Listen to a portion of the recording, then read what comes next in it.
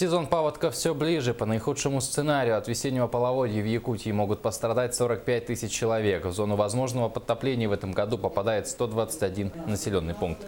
Сегодня прошло межведомственное селекторное совещание с заслушанием заречной группы районов по готовности к предстоящему половодью.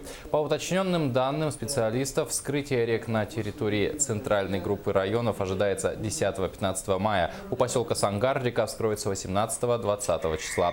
На 2-5 суток раньше нормы в течение второй декады мая вскроются реки Алдан и Амга.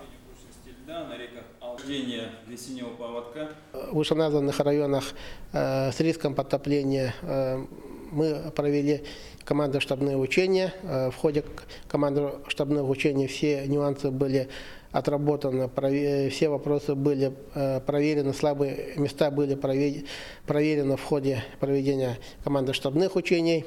Имеющие недостатки в настоящее время устраняются. В целом считаем, что работа проведена, районы к прохождению паводка готовы.